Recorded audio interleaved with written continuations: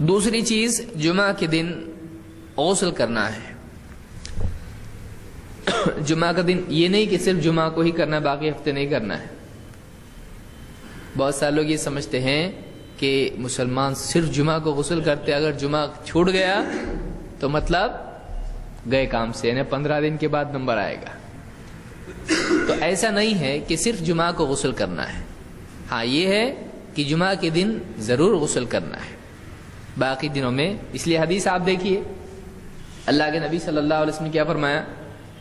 تمہارا اس شخص کے بارے میں کیا کہنا ہے جس کے گھر کے آگے گہری جاری نہر ہو اور دن میں 5 مرتبہ اس میں غسل کرتا ہو، کیا اس کے بدن پر کوئی گندگی باقی رہے گی، کوئی میل باقی رہے گا؟ صحابہ نے کہا کہ نہیں، بالکل بھی نہیں، اس کے جسم پر کچھ بھی میل باقی نہیں رہے گا. آپ نے فرمایا یہی مثال ہے 5 نمازوں کی، اللہ ان کے ذریعے سے انسانوں کے گناہوں کو معاف کر دیتا ہے. تو اس سے معلوم ہے کہ دن میں کوئی 5 بار بھی غسل کرے تو برا نہیں ہے. آپ کہیں گے یہ کیسا؟ تو اللہ کے رسول صلی اللہ علیہ وسلم اچھی بات سمجھانے کے لیے بری مثال نہیں دیں گے، ہے کہ نہیں؟ غلط مثال، ناجائز مثال دے کے، جیسے کوئی کہے کہ دیکھو جیسے سود ہوتا ہے، آدمی سود کیسا لے کے کھاتا ہے، ایسے ہی ہم کو ولیمہ بھی کھانا چاہیے. تو آپ کوئی مثال ایسی دیں گے نہیں. آپ کہیں گے سود کھانا غلط ہے، آپ اس کو یہاں کیوں جوڑ رہے ہو؟ تو کہنے مثال دے رہا ہوں. مثال غلط کیوں دے رہے ہیں؟ تو معلوم ہوا کہ جب اللہ کے نبی صلی اللہ علیہ وسلم جب کوئی مثال دیتے ہیں تو وہ مثال غلط نہیں ہوتی ہے. معلوم ہوا کہ اس میں آپ نے بتایا دن میں 5 مرتبہ غسل کرنے والا آدمی، اس کے بدن پر کوئی گندگی باقی نہیں رہتی ہے. تو اسی طرح سے نمازوں کا معاملہ ہے. تو صحیح مثال آپ نے دی. معلوم ہوا کہ ایک دن میں 1 سے زیادہ مرتبہ غسل کرنا غلط نہیں ہے. ہم کہیں گے کون کرتا ہے اتنا؟ بھائی کرتے ہیں لوگ. بمبئی جیسے، کلکتہ جیسے شہروں میں جہاں پر بہت زیادہ پسینہ لوگوں کو آتا ہے اور بہت زیادہ سفر دن بھر میں لوگ کرتے ہیں، تو وہاں پہ صبح بھی نہاتے ہیں، بعض اوقات دوپہر کو بھی نہاتے ہیں اور شام کو تو نہاتے ہی ہیں. عام طور سے ہوتا ہے ایسا. تو اس میں کوئی برائی نہیں ہے. لیکن جمعہ کا خاص اہتمام آدمی کو کرنا چاہیے. کیوں؟ اس لیے کہ ایک وجہ اس کی یہ بھی ہے کہ ایک آدمی جب جمعہ کے لیے آتا ہے، لوگوں کے ساتھ قریب قریب مسجدیں بھری ہوتی ہیں.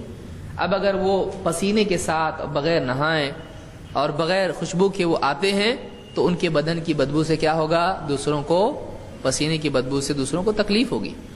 خاص کر ایسے موسم میں اور ایسے علاقے میں جہاں پر گرمی زیادہ ہوتی ہے اور زیادہ پسینہ آئے گا اور سب کو تکلیف ہوگی، اور ان کا اس مجلس میں دھیان دینا مشکل ہوگا، خطبہ سننا مشکل ہو جائے گا. لہٰذا دوسروں کو تکلیف دینا خاص طور سے دینی مجالس میں یہ اچھی بات نہیں ہے.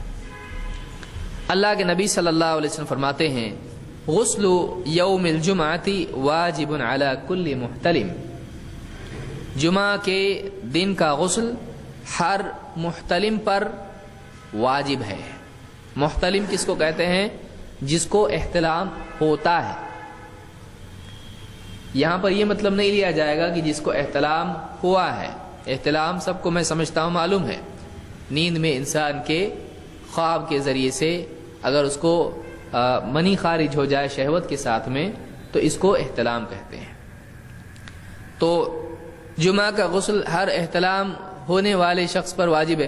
یہاں احتلام سے مراد یہ، محتلم سے مراد یہ نہیں کہ جس کو احتلام ہوا ہے، اس لیے کہ اس کا یہ مطلب ہوگا کہ جمعہ کے دن واجب ہے اور باقی دنوں میں نہیں ہے. کیا اگر کسی کو احتلام ہو جائے تو جمعہ ہو یا کوئی اور دن ہو اس پر تو غسل ویسے بھی واجب ہو جاتا ہے.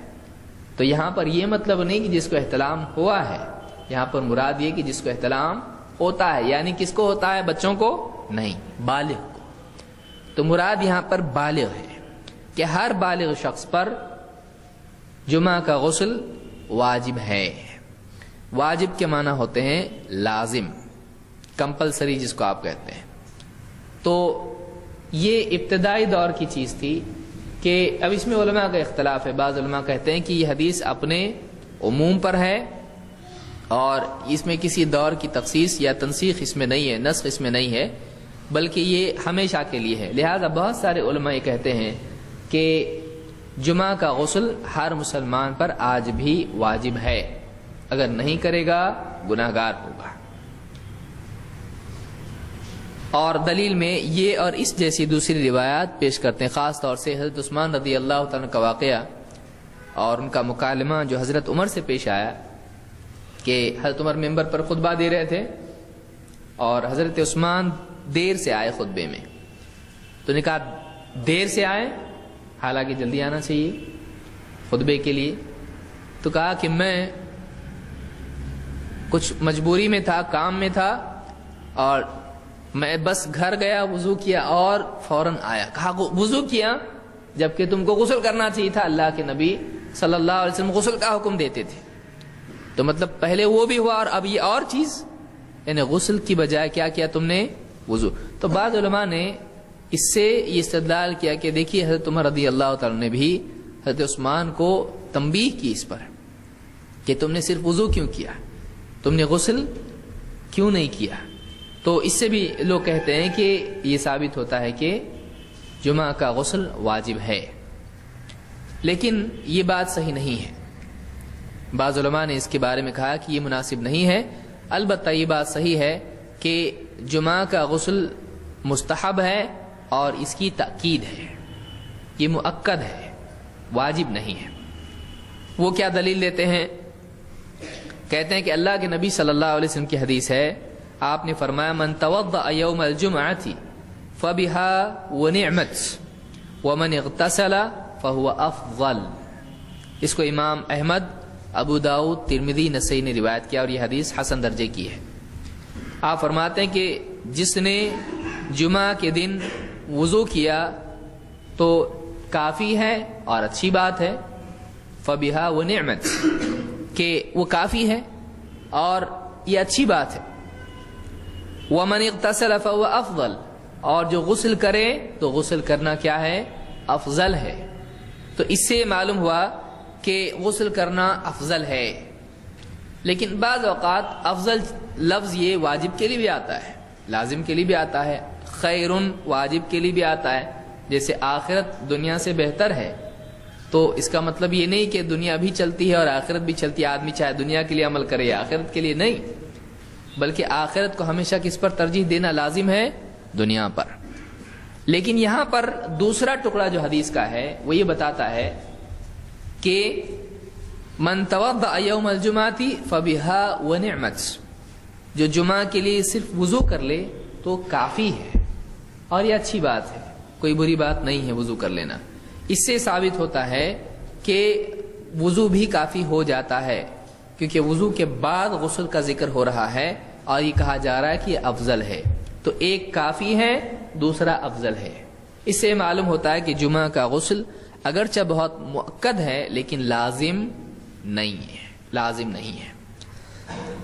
اور ابن عباس رضی اللہ تعالیٰ کے قول کے مطابق، اور حضرت عائشہ کی بھی حدیث اس سلسلے میں ہے جو ابو داؤد وغیرہ میں مروی ہے، کہ ابتدائی دور میں صحابہ محنت کیا کرتے تھے اور ان کے پاس غلام نہیں تھے، اور اون وغیرہ کے لباس وہ پہنا کرتے تھے، اور اس سے کافی پسینہ ان کو ہوتا تھا، اور اس پسینے کی وجہ سے جب مسجد میں آتے تھے تو ایک قسم کی بدبو پیدا ہو جاتی تھی۔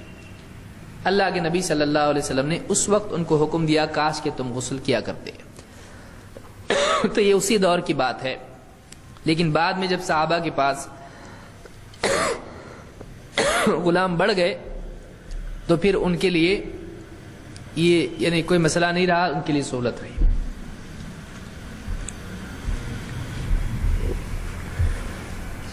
تو اس حدیث سے یہ بات معلوم ہوتی ہے کہ جمعہ کا غسل لازم نہیں ہے بلکہ مستحب ہے اور مؤکد ہے۔ جمعہ کے غسل کے ساتھ اس کا یہ مطلب نہیں کہ ایک آدمی جمعہ کے دن غسل نہ کرے، بلکہ اس کو چاہیے، اس کے لیے بہتر یہ ہے کہ وہ جمعہ کے دن غسل کرے، لیکن کسی وجہ سے اگر غسل نہیں کر سکتا ہے تو کوئی مسئلہ نہیں ہے۔